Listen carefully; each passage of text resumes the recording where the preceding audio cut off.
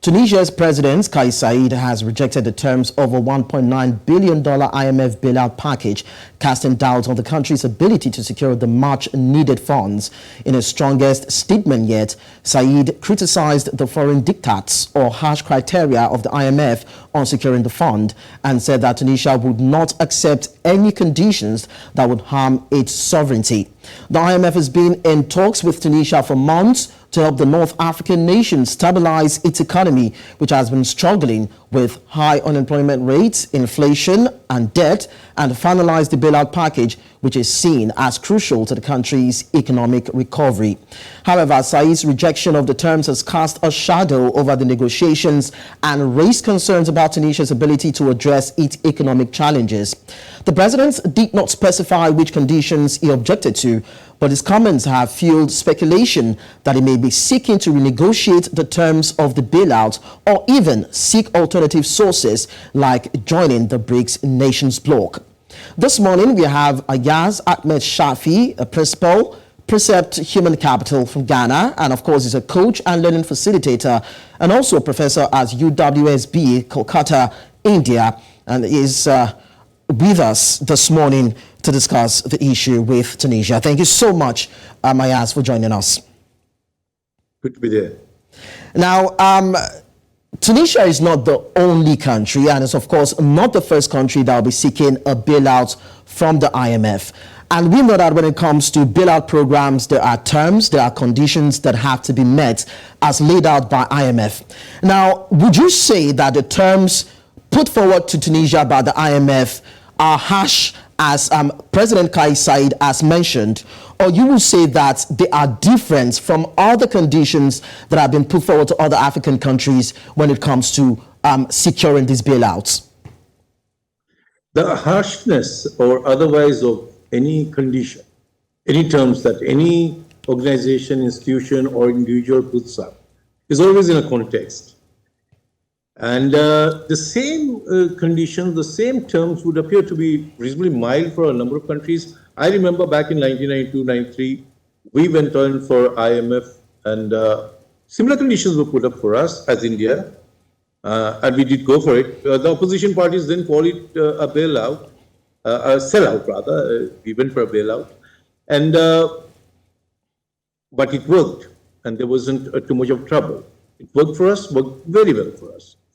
The similar kind of conditions are being put for Tunisia as well. The reason they find it too harsh, too difficult, is the context in which it is presented to them. Remember, subsidies is something that Tunisians are used to. They've been with it for a very long time. I'm sure all of us are aware.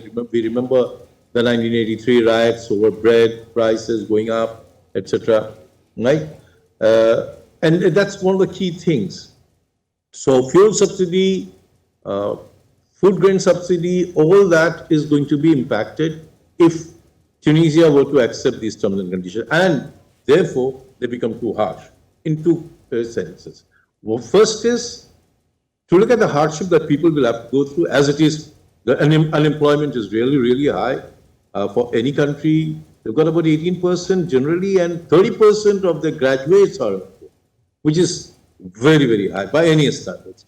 Now, when you put it in that context and say food prices are going to go up, it becomes very, very harsh for the general masses, people at large. That's the first one. But more importantly, given the way Tunisians have responded to such things in the past, the likelihood of another revolution lurks right there. Right? It's right there.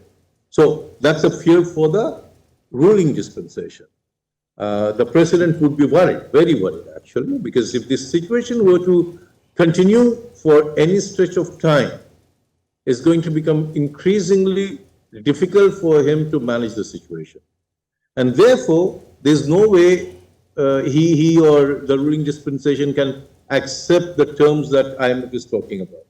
Cut the wage bills. I mean, again, I think it's about 18% of the GDP that is paid out as wages to public sector employees and bureaucrats. That's phenomenal. Absolutely phenomenal. And they're talking about cutting it down, right? Again, that's a large segment for the president himself and the ruling district. dispensation. Therefore, they become very harsh. These become very, very harsh, right? And to that extent, I would agree with the president and say, yeah, these are harsh conditions. But the fact remains that you can't come out of a situation of the kind that Tunisia finds itself in without drastic measures.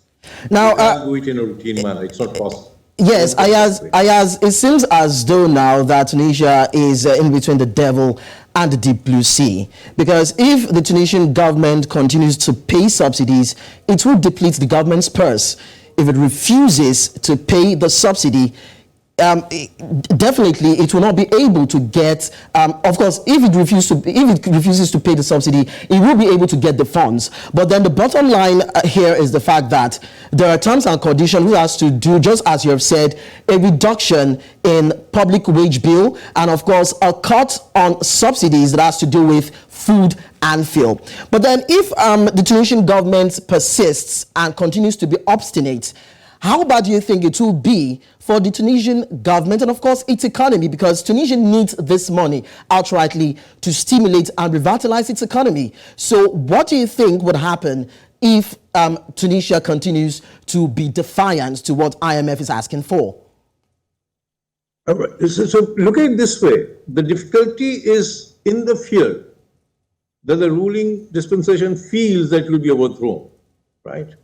The government needs to take a stance. It says that subsidies have to go. But before you do that, you need to be seen, not only seen, you need to actively undertake certain actions. You need to do certain things to make people feel that there is some actions being taken. For example, generate enough employment, and that can be done internally. Now, what that would mean is this, that if you tell me that, look, I'm going to raise the prices, but I'm also going to create opportunities for you to make enough money to survive, I will still take that price rise. But if you're telling me things are going to be the way they are, thank you very much, but we will raise the prices, I'm going to rebel, right? I'm going to react to that.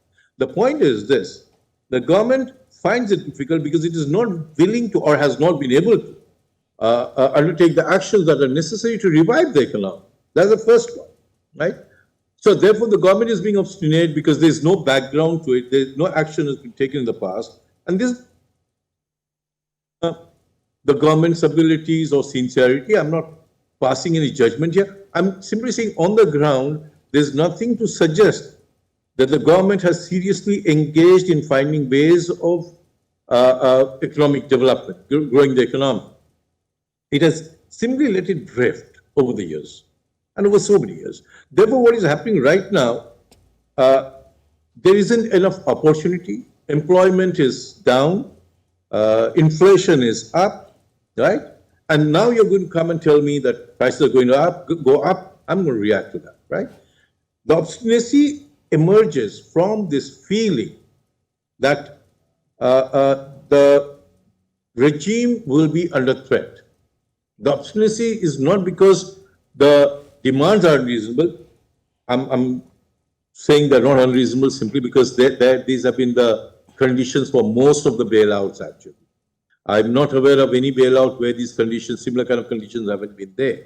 Where you can spend and where you cannot spend is clearly articulated in each one of these bailouts. All right, and so if IMF is doing that, all right, so Ayaz, you're saying that the government needs to take a stand, and you're equally saying that opportunities are lean and thin for the government. And of course, that actually echoes what some economists are saying, that are there actually alternatives for Tunisia to look at in terms of getting the monies that it needs or the funds that it needs to drive its economy? Because the president came out to say that now that it is refusing the terms that IMF is putting forward, Tunisians would have to count on themselves. Now, I don't even understand what it means when he said that Tunisians would have to count on themselves. But then if we are to look inwards, what do you think that, in terms of alternatives, that the Tunisian government can do? Is it to look at domestic lenders or to look at its apex bank to see how it can raise the finance that it needs to push its economy and, of course, solve the various challenges that is affecting, of course, its economy? So what the president says is rhetoric. Let me be very straight about this. That is what a politician would have to say to sustain his or her own. We can deal with it on our own. We will make all kinds of sacrifices. etc., etc. And that's fine. I don't have a problem with that.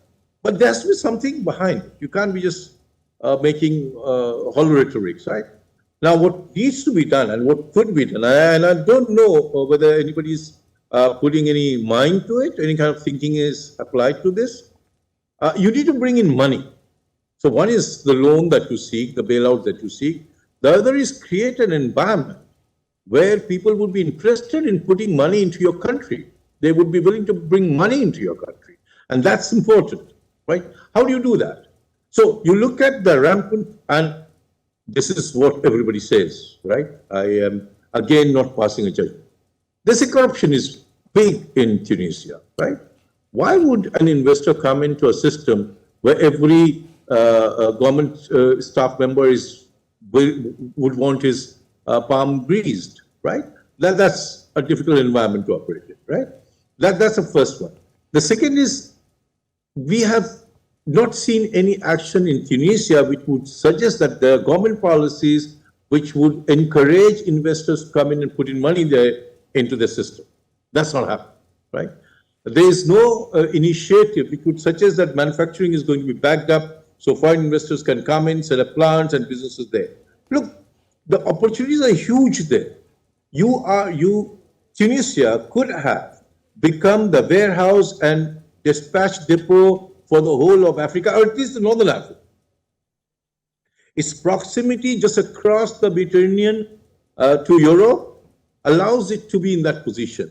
So if it had done enough homework, if it had taken enough initiative, it could have been a manufacturing, right? It could have been the dispatch depot where road connecting to Tunisia would come into the country, would dump their stuff there, and then would be shipped across the seas to Europe. And that's a market for Tunisia, actually. So those actions have to be taken. The other one is you go to another body, another group, which is willing to fund you, right? I'm aware they're talking about BRICS. BRICS could be an alternative. They're talking about Belt and Road Initiative, right, where China could be investing money into the country. All that remains. These are some of the things that can be done. But believe me, my submission is this: unless at the policy level, initiatives undertaken to make sure that you encourage and attract enough investors, that money that comes in is spent meaningfully in building the infrastructure. I mean, you're a huge destination for tourists, but what is happening is this. Tourists come in, there isn't enough infrastructure. So they're limited in terms of their movement.